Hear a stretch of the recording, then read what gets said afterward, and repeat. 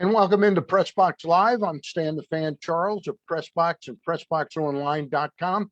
And with me tonight, as we start a double barrel 2 nights of action on the Zoom, is John Martin. He's the director of the Maryland Lottery and Gaming Control Agency. He'll be followed tomorrow night. Our guest will be John Jackson, assistant athletic director at Duke University, old friend of mine who's worked with Coach Krzyzewski for 20 plus years. So double barrel action this week. But I welcome to the Zoom, John Martin. John, thank you very much for taking some time out of what I know must be a pretty hectic schedule for you these days. Well, thanks, Stan, for the invitation. Yeah, it has been a little crazy here, but we can't be more excited that it's finally here. And if I were to put this in a seasonal tone, this is Sports Wagering Eve tonight. Yeah, and we go live tomorrow. It is exciting, and there's no question. I want to spend most of our time on the excitement, but I did want to not forget what took so long. The vote was last November. Nearly 70% of the voters wanted sports betting, and yet it took us some 9 months into the new year, 10 months into the new year.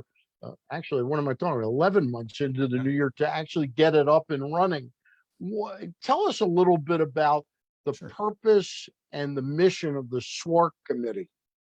Yeah, this is for a lot of people looking from the outside in, it's been a long process, but the reality is, Stan, from the inside looking back out, it's probably fallen pretty well consistent with what some of the other jurisdictions have gotten into. And I say that because the legislation that was signed by Governor Hogan in May of this year was the most comprehensive sports wagering legislation anywhere in the country. And part of that was really in 3 key areas. The first was the creation of the SWARC, the Sports Wagering Application Review Commission. That's a unique body. Not many other jurisdictions had a second entity to work with, in this case, Maryland Lottery and Gaming. So there had to be a little choreography. There had to be a little working back and forth with now a new body to work through the process. The second thing that made it unique was that there were 17 entities named, actually 18 named in the law, that would theoretically be the first ones to get into the marketplace. And that was a little unique as well. And then the third and final thing that added to the uniqueness was the stipulation that going forward, the inclusionary practices, the diversity in small businesses, women-owned businesses, minority-owned businesses, so they had a seat at the table correctly, but it again was another nuance. So you add these things into the legislation, and I would stand ours up against anybody else's in the country in terms of its depth and detail and comprehensiveness. And then as we started in the process, again, there was that choreography between working together with 2 agencies with equal power. We had, Stan, a 4-pronged application process. SWARC identifies the applicants for suitability, hands it over to the lottery for qualification. We hand it back to SWARC for the award of the license. They hand it back to us for the issuance. So anytime you have back, forth, it's going to take a little while to get into that rhythm. I'm pleased to say we're past a lot of that, and I can see a lot of smooth sailing in the months ahead.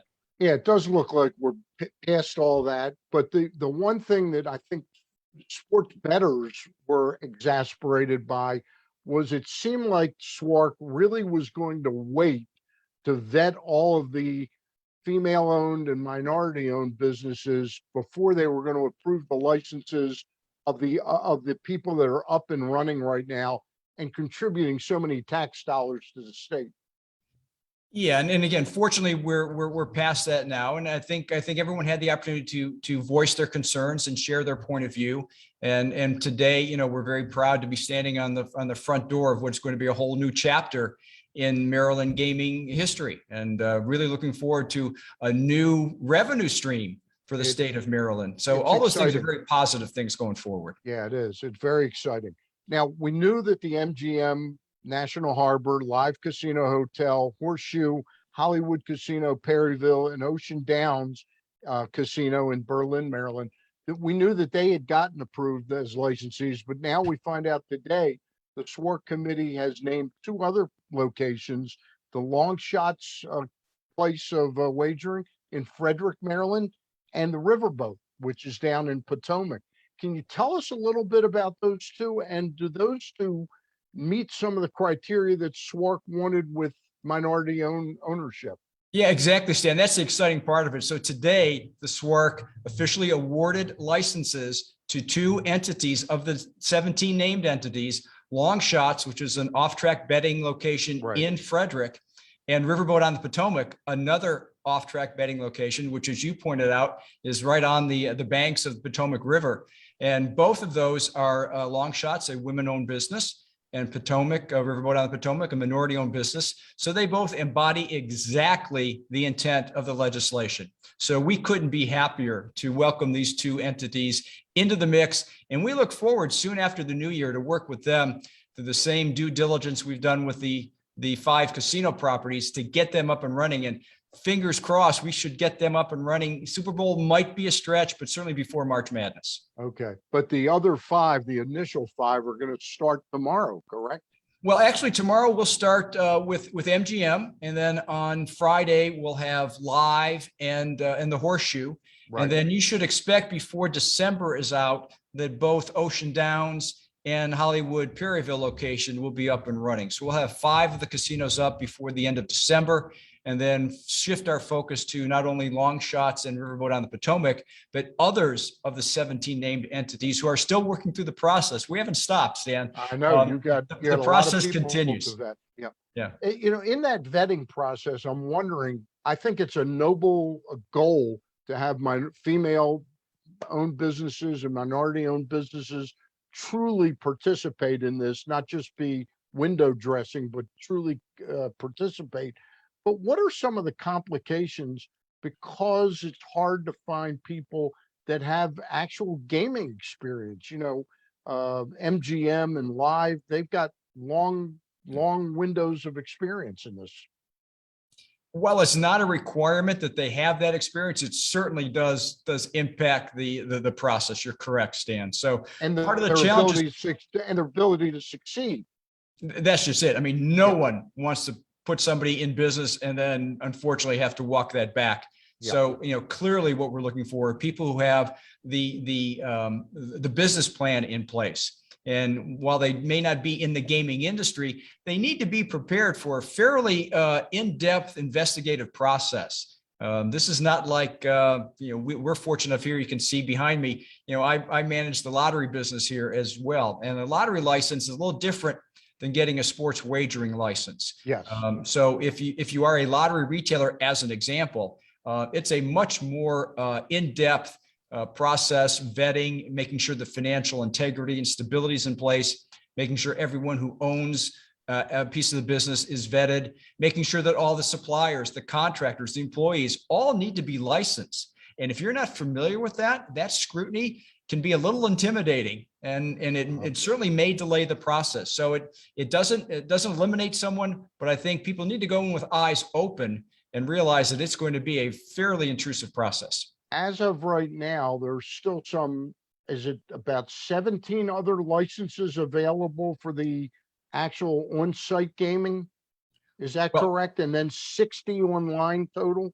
Yeah, actually, it's potential to have up to 30 additional brick and mortar competitively bid. The 17 that were named were not competitively bid. Obviously, they were named in legislation. But going forward, we have SWARC has the ability to award up to 30 additional brick and mortar licenses, as well as up to 60 mobile licenses, which, you know, quite frankly, would put us way out in front of everyone else. I think the leader in the clubhouse might be the state of Colorado, and I think they have 26 licenses total. So do we expect to get another 90 licenses? No, but the potential is there, and the growth pattern is there that people from either within the state or from outside looking to come in and invest in the state of Maryland have that opportunity. Is there any shortage right now of people, whether we get to the 90, I'm not that, but I mean, is there a dearth of applicants, or are there plentiful people that are investigating this opportunity? The challenge in that, Stan, is that we don't know what we don't know. I mean, by opening up to now a much more inclusive and diverse pool of candidates, there may be people who we're not aware of, who aren't on our sports wagering radar or have presence in another jurisdiction, who may be discussing right now then putting their finances and team together to apply for a license. Are there a lot of those? I don't think so. but that will remain to be seen. And when the SWORC finally publishes their regulations and the application process, which will be soon in the first half of 2022, then we'll begin to see some of that jockeying for position and see who's really going to step up. John, the overall gaming industry in Maryland, it's been interesting, the history. The lottery had it from about 1973, 74, all the way until Live Casino opened their doors in, I guess it's 2010, 2011. How much has that impacted the lottery's share of gaming revenue? It's funny. It's and thanks for doing your homework there. The lottery started in 1973, so we'll be celebrating our 50th year in 2023. And you're right, we had a pretty much free run for most of those years until 2010 when the casinos started to come on board. And at that point in 2010 and through every time a casino, particularly the larger ones, when Horseshoe and Live and MGM National Harbor were introduced, we kind of braced for a swing on our sales and revenues. And the first time it happened, which would have been Live, it did take a pretty good chunk in 2012, 2013 of our lottery revenue, but it bounced back. And the second hit came with the Horseshoe. When it was introduced, it wasn't as much of a hit. And by the time MGM National Harbor came on board, it was another day in lottery land. So I think we have found an equilibrium here. Both entities can exist, and we have the pleasure to manage the lottery business and regulate the casino and sports wagering business. So we're talking shop every day, and we're very familiar with the landscape. And I think who benefits most of all are the Marylanders. I mean, every year we contribute more and more to good causes, whether it be education, public health, public safety. Each and every year that input, that growth increases. As excited as sports betting, the sports betting populace is about being able to go in starting tomorrow and Friday and make wagers at the bricks and mortar places, are you, as executive director of the lottery, are you bracing, will this hit the lottery player, or is the lottery player sort of a carved out niche? They like it kind of simple, they like the numbers, and that's all they like.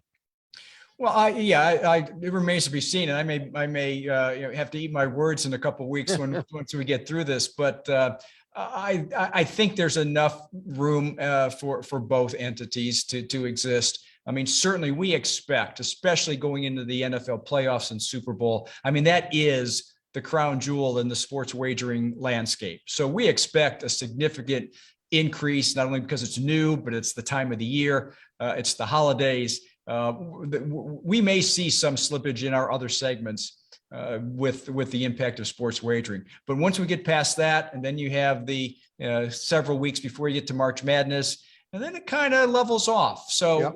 Until the NFL season starts again. So I think whatever shot we take here in the next couple months, I think we'll still be strong. And then as the business wanes on the sports wagering side, we'll see a return on the lottery side, I'm sure. John Martin is our guest. He's the executive director of the Maryland Lottery and Gaming Control Agency.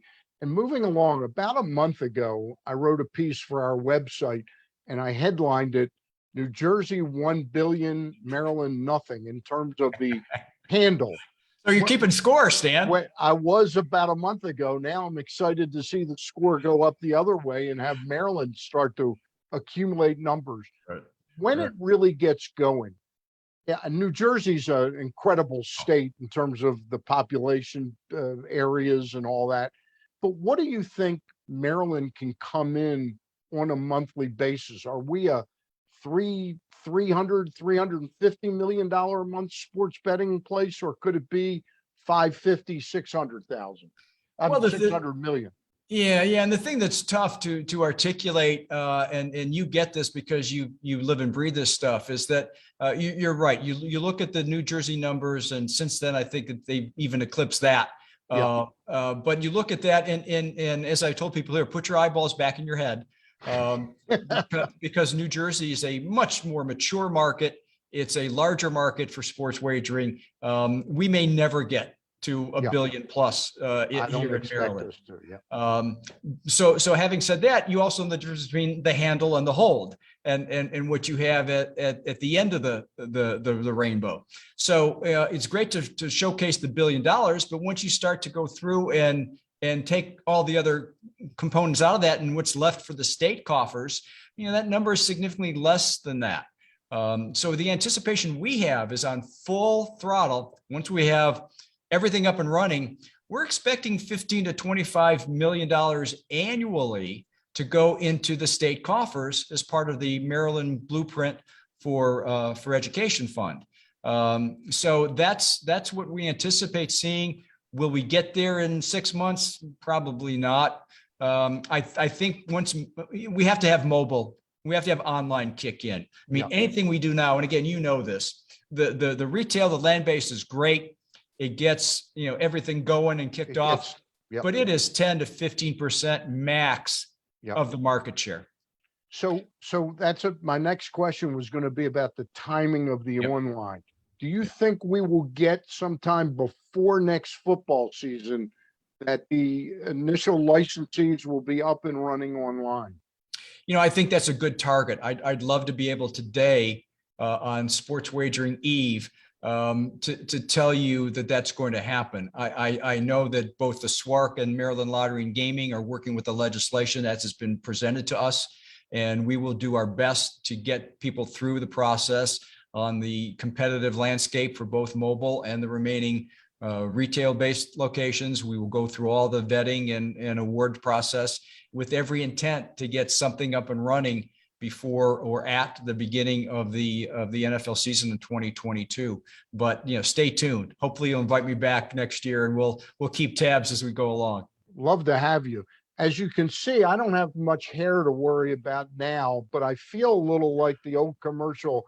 I'm not just an owner, I'm a hair club member myself. Because I do wager. When fantasy sports went online with FanDuel and DraftKings, I found the interface for me when I went on. I knew what I sort of wanted to do, but technically I was totally lost. Yeah.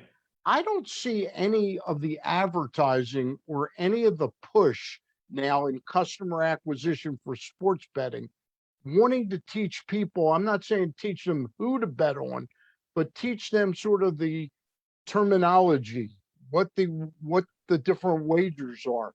Do you think there's enough education going on as a component to the customer acquisition right now? Well, as a regulator, we're kind of an arm's length away from that. But as a fan, and I think keep reminding people, we're just not here and set aside and don't care. We're sports fans as well. So as a fan, I can realize that in some jurisdictions or some locations, you're going to have people who maybe don't fully understand or appreciate all the options and where do they go for education or support. Right. I think you're going to have, like in most of these engagements, a top tier of people who are the people who live and breathe this stuff and know what they're doing. In all of these entities as they open up, you're going to have both a kiosk for the kind of walk up person who knows what they're doing, as well as the stand in line and talk to a person behind the counter to help you. Now, are they going to educate you to the over under? There's no time there. No, there's no time to do that. But I would agree with you. I think there may be an opportunity for an education piece.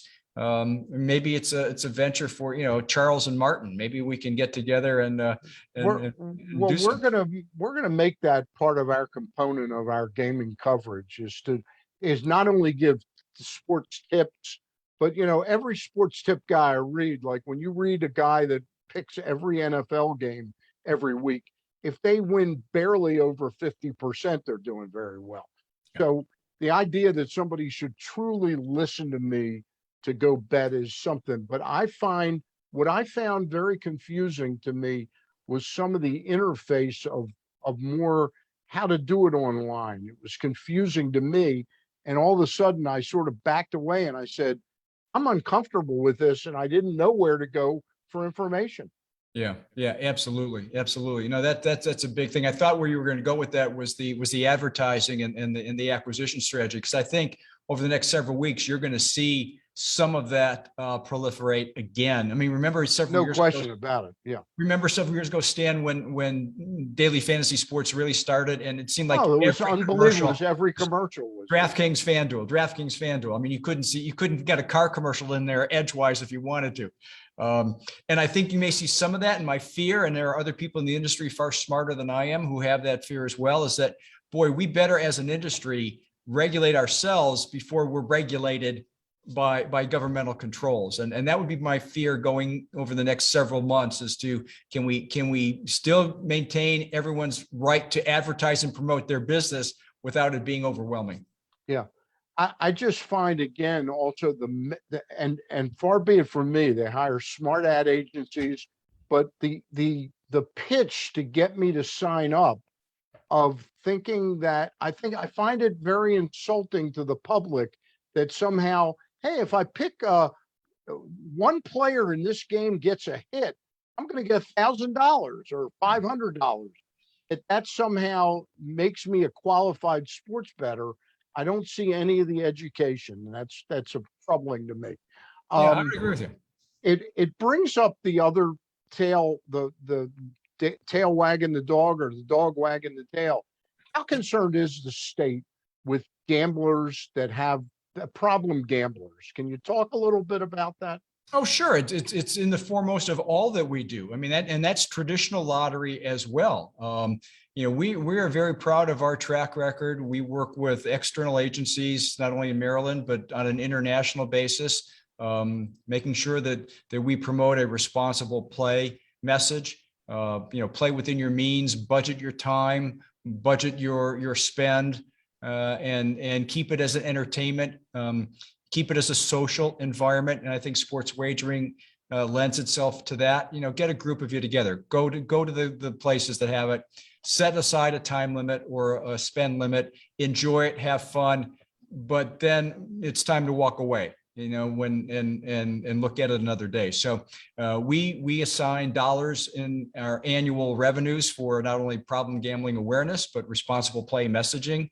It'll be a part of everything you see and hear going forward on the sports wagering advertising and player acquisition. So we take it very, very seriously, and we are concerned that some people just it's not fun. It becomes an addictive behavior, and we do have that responsibility. That's good that you say that. I'm just wondering, from another point of view, security point of view, we're not that far removed from when Bowie Kuhn, who at that time was the commissioner of baseball, kind of kicked out Mickey Mantle and Willie Mays for just shaking hands at casinos. Yeah. And there was always more than an arm's length distance between baseball and gambling. You used to have, first time you walk in a clubhouse, cannot bet. And now sports is embracing this. Is the need for security and vigilance over fixes, is that still important, John? Oh, it's still important, Stan. And again, I don't know that I'm the expert by any means on that topic, but I don't think that goes away. I mean, you go back, to that time and place, baseball, football, basketball. I mean, every industry, every sport has had some problem over the years with it, and that doesn't go away. And hopefully, we're smarter, we're better educated, the players are better educated. But again, that responsibility ultimately is going to lie with the leagues and how they manage it. And certainly whatever we can do to help support, we will do that. I want to throw you one curveball question, and that has to do with the horse racing industry. They receive an awful lot of revenue out of gaming. Did the horse racing industry in the state of Maryland kind of blow it by not really being a part of this, where the bricks and mortar places that people go to bet on horse racing haven't converged into being places you can bet either slot machines or now sports betting? Well, again, I don't know that I'm, as a regulator, in the best position to address that. But I will tell you that both Pimlico and Laurel were identified as two of the 17 locations in the original legislation for sports wagering. And matter of fact, they further went and said that they would share one of the licenses. So that's how you go from 18 named entities in the legislation to 17 licenses. Okay. Intent was the race tracks would actually share a license. So I think, they still have a business decision to make if they choose to get in. So they're not closed out, Stan. It's just they haven't been at the forefront of this like the casinos and some of the OTB locations have been. That's good to hear. That's good. But no, they're still in the mix. And if they were to, knock on my door tomorrow, we'd welcome them in and get things going to have them move along in the process if they choose to do that. All right. And if you're unable to tell me, that's fine. But I'm just wondering, Timonium has an off-track betting facility. Is it possible they might be trying to get a license as well? Timonium is also named in the legislation. So again, similarly, all three of these entities, Timonium as well as the Pimlico and Laurel, have the opportunity to get into the game when they choose. All right. Thank you for that. Sure. I've got one more question, and then I'll end it by asking you if there's anything you want to touch on to convey to the folks viewing this, because we got a Facebook Live audience right now, and we also will have an audience on our website starting tomorrow morning. The online, the operations of the online betting, sports betting, are they more complicated than it being done on bricks and mortar? Well, that's a good question. I don't know if complicated is the right word. I mean, certainly they're different. Yeah. They're probably equal in their complexity, but they just have different elements, different components. And again, certainly, as we talked about earlier, to the extent that we're dealing with an operator or an entity that's already familiar with it, meaning that they've done it in other jurisdictions, that hopefully makes it easier than someone who may be coming to us with the technology platform, but not the knowledge base on how to do it. Okay. So I think it's more experiential. It's more experiential, Stan, than the technology. All right. I can see where you're coming from on that. Again, we want to recap a little bit. Tomorrow, National Harbor opens up for live sports betting tomorrow. Friday, the live casino and the Horseshoe on Friday. Yes, correct. And then I should say the caveat, if I did mention this before, Stan, is that they are still wrapping up their dress rehearsals, their controlled demonstrations. Barring anything that happens at the 11th hour that would force us to hit the emergency brake, this is all based on successfully completing their dress rehearsals. And those dress rehearsals are going on right now as we speak. As we speak, Stan. And if I went into a dress rehearsal, I'm not, and I won $1,000, do I walk out with that, or it's all play money? No, this is the real deal. You walk out with a smile on your face and a little skip in your step and the money in your pocket. All right. That's not usually the way I walk out of one of those facilities, but and then over the weekend, the other two are going to open up as well, correct? Hollywood and Ocean Downs probably be by the end of December. We still have to go through the dress rehearsals with both of them. So we will work that around their availability through the holidays. But my sense is that we'll get both of them up and running before the end of the month. And Long Shots and the Riverboat probably sometime by the end of January. Well, we'll start at the beginning of January and gauge where they are because we still have, in the case of Long Shots, we don't have a dance partner yet with them. Okay. With Riverboat, we do have a facility operator. That would be PointsBet. So we're anxious to hear more from Long Shots on their plans, but they have gotten past the critical hurdle. They've got the award today from the SWARC, and so now we will work with them to get through the dress rehearsals based on their schedules. That's a great last question, because I hadn't thought about that. When you use the term dance partner, every casino has to actually have a partner that is the sort of sports book with the gaming understanding and the technology and all that, correct? Oh, sure. Yeah, that's Yeah.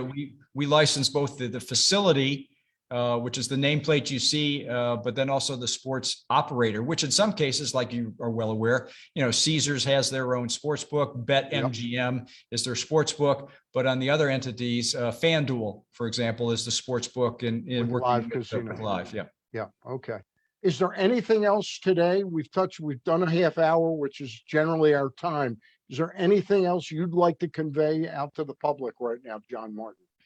The only thing I would say is that, first of all, as the director of Maryland Lottery and Gaming, I am extremely proud of the work that we've done here, and our team has, working with the SWARC, working with the entities that have chosen to get first in line on the applications. It's been a team effort in many ways, and will continue. And hopefully, the Marylanders who have waited patiently over a year now will enjoy it, play responsibly as they do, and looking forward to even more good times in 2022, and hopefully having the chance to meet up with you again, Stan. I hope to meet up with you in a Zoom, and I hope to meet up with you in person in the year ahead. And I really appreciate the time tonight. Thank you very much. And we will call on you if as events warrant, as new news or anything. Thank you, Stan. Look forward to it. Have a great holiday season, you and your family, John. You as well, Stan. Thank you. That's John Martin. He's the director of the Maryland Lottery and Gaming Control Agency, and we appreciate his being on. Tomorrow night, Gary Stein will be back with me, and our guest will be John Jackson, the assistant athletic director at Duke University. That'll start at 7 o'clock tomorrow night. Thanks again, John.